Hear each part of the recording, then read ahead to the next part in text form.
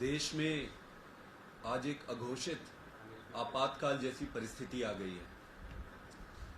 परिस्थिति ऐसी आ गई है कि प्रधानमंत्री नरेंद्र मोदी जी और भारतीय जनता पार्टी सभी विपक्षी दलों को खत्म करने के लिए या तो उनको जेल में डाल रहे हैं या उनको डरा धमकाकर भाजपा में ज्वाइन करा रहे हैं।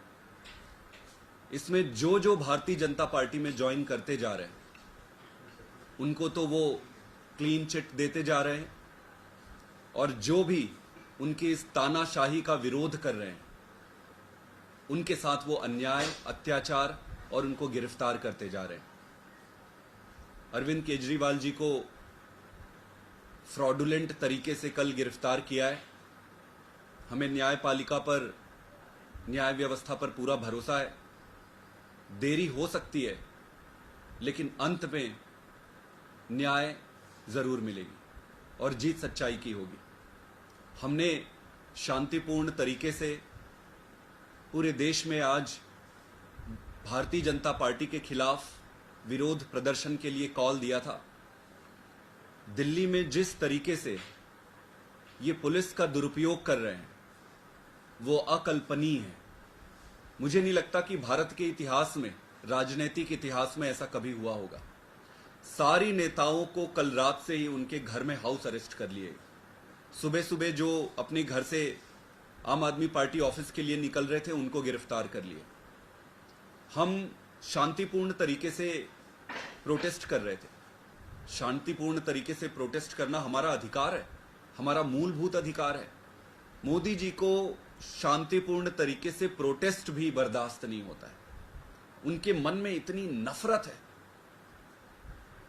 कि एक एक कार्यकर्ता को, एक एक वॉलंटियर को, एक एक लीडर को वो गिरफ्तार कर रहे हैं। उनको इतना डर क्यों है? वो इतना डरते क्यों हैं? नरेंद्र मोदी जी दो तरह से ऑपरेट करते हैं। ऊपर से तो वो कहते हैं कि देश में अमृत काल है, ऊपर से तो वो कहते हैं, बड़ी बड़ी बातें करते हैं, कई बारी बड़ी अच्छी अच्छी बातें करते हैं। लोगों को लगेगा कि यार ये तो कितनी अच्छी बात कर रहे हैं देश के लिए। लेकिन अगर उनके कामों और कारगुजारियों को आप देखेंगे तो आपको पता चल जाएगा कि उनकी सारी भाषा, सारी बोली वो दिखावे के लिए एक छद्म है, झूठा है, फर्जी है। और सच्चाई क्या है? सच्चाई उनके काम है जो वो कर रहे हैं। जिस तरीके से अघोषित आपातकाल की परिस्थिति उन्होंने इस देश में ला दी है, उससे ऐसा लगता है कि देश में सारी व्यवस्थाएं, सब कुछ टूट जाएगा। आतिशी जी को इन्होंने डिटेन कर लिया, सौरभ भारद्वाज जी को डिटेन कर लिया, कई सारे हमारे एमएलएस को डिटेन कर लिए, कई सारे काउंसलर्स को डिटेन कर लिए, कई सारे लीडर्स को डिटेन कर लिए। जो इनको मिल रहा है उनको वो डिटेन कर रहे हैं। और क्या कारण है? कारण कोई भी नहीं है। पीसफुल तरीके से पार्टी ऑफिस में इकट्ठे होकर प्रोटेस्ट करना भी इनको एक्सेप्टेबल नहीं हो रहा है। मैं एक ही चीज कहना चाहता हूं भारतीय जनता पार्टी को कि उनका ये दांव, उन्होंने जो भी षड्यंत्र और दांव बनाया है, ये उल्टा पड़ने वाला है। ये इतना उल्टा पड़ेगा इनको कि इतिहास याद रखेगा। केजरीवाल कोई मामूली लीडर नहीं है जिसको आप गिरफ्तार कर दोगे वो बैठ जाएगा। केजरीवाल दुगनी ताकत से तुम्हारे पीछे आएगा और इस एक केजरीवाल से तो निपटने में तुम्हारे पसीने छूट गए। अब क्या करोगे जब पूरे देश के, पूरी दिल्ली के एक एक परिवार में, एक एक घर में केजरीवाल पैदा होगा? एक एक घर में केजरीवाल पैदा होगा। केजरीवाल जी ने दिल्ली की जनता के लिए, हर परिवार को सुखी बनाने के लिए खूब काम किए, दिन रात काम किए, एक एक परिवार की खुशी की व्यवस्था करी, उनके परिवार को खुश रखने के लिए अपना सब कुछ दांव पे न्यौछावर कर दिया। आज ऐसी परिस्थिति में ये सारे परिवार, दिल्ली की सारी जनता, देश के सारी जनता केजरीवाल जी के साथ खड़े हैं और भारतीय जनता पार्टी को उनके तानाशाह का जवाब देने के लिए तैयार है।